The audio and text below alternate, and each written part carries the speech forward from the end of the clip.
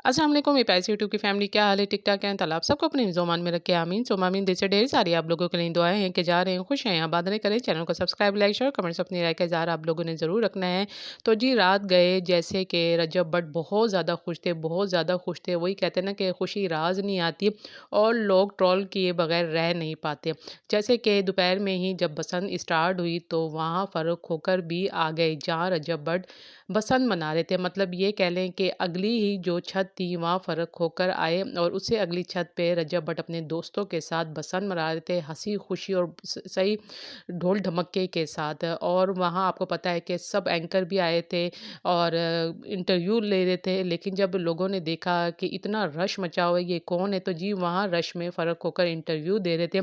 इसी का फ़ायदा उठाते हुए लोगों ने उल्टे सीधे सवालात शुरू कर दिए कि आपको मालूम नहीं है कि इधर रजब बट भी अगली जो छत है उधर बसंत मना रहे हैं, तो क्या आप रजब के साथ बसंत मनाना पसंद करेंगे? तो ज़ाहिर बात है उन्होंने कोई डिटेल में जाके कोई बात नहीं बतानी क्योंकि जहाँ सज्जन है वहाँ दुश्मन भी होते हैं। तो उन्होंने कह दिया कि मैं इस टॉपिक पे बात नहीं करना चाहता। तो लोगों ने ये मशहूर कर दिया कि अभी रजब और फ़र्क होकर में दुश्मनी ख़त्म नहीं हुई और जो फ़र्क होकर है वो रजब से मिलना नहीं चाहते। ढोल ढमक्के के साथ फिर ये बातें भी तो शुरू हो गई।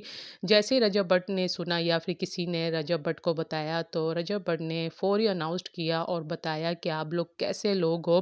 जब एक दफ़ा कोई किसी से दोस्ती या दुश्मनी करता है तो वो खुल्लम खुल्ला बताता है कि मेरे ये मसले चल रहे हैं या फिर मैंने इसको भाई कह दिया, तो वो फिर एक एक जो नस्ली और जो ख़ानदानी होता है ना वो फिर एक ही बात करता है, फिर उस बात को चेंज नहीं करता। मेरा और फ़र्क होकर के बीच में अब कोई लड़ाई झगड़ा नहीं हो, मेरा भाई है, मेरा बड़ा भाई है, मेरा दोस्त है।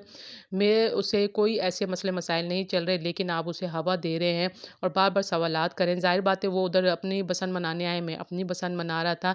तो हमारा कोई ये नहीं था कि भई हम आपस में उड़ानी है हमने पतंग या इकट्ठे होके मिलना है किसी छत पे। तो हर बंदा अपना एन्जॉय कर रहा था। ज़रूरी नहीं है कि वो मुझसे मिलने आए थे या मैं उनसे मिलने आया था, तो ऐसी कोई बात नहीं है। आप फ़ज़ूल में बातें ना फैलाएँ और दुश्मनी ना पैदा करें। आपकी बहुत मेहरबानी होगी। आगे परेशानियाँ मेरे लिए कम नहीं है कि आप लोग मेरे लिए और परेशानियाँ बढ़ा रहे हैं। तो ये इन लोगों का हाल है। तो ये रात गए ये अनाउंसमेंट रजब ने खुद की थी और लोगों ने कहा कि आपने बिल्कुल 100% सच कहा है और सही कहा है कि आप फ़ौरी अनाउंस्ड कर लेते हैं। जैसे पिछले दिनों जो फ़ैन पेजेस वाले थे इनकी आपस में लड़ाई झगड़े करवा रहे थे इन फ्रेंड्स के बीच में। तो फ़ौरन रजब ने रात गए अनाउंस्ड किया कि आपने अगर ऐसा किया तो मैं आप लोगों को किक कर दूँगा।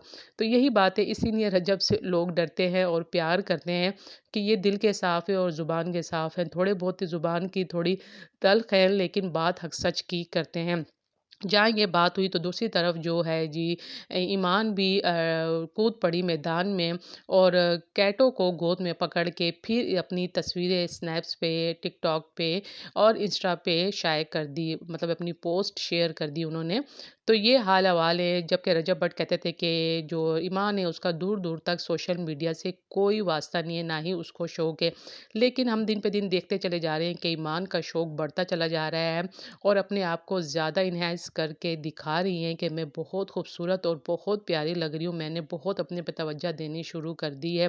बहरहाल ये बात हुई अलग, लेकिन अब जो रजब है अपनी दुनिया में मस्त है। हाँ, कीवान को लेके वो बहुत ज़्यादा डिप्रेशन, एंग्ज़ायटी के कभी-कभी मरीज़ हो जाते हैं और बहुत टेंशन लेते हैं, लेकिन माँ और ग़ज़ल ने उन्हें अकेले नहीं छोड़ा, ना ही बाप ने।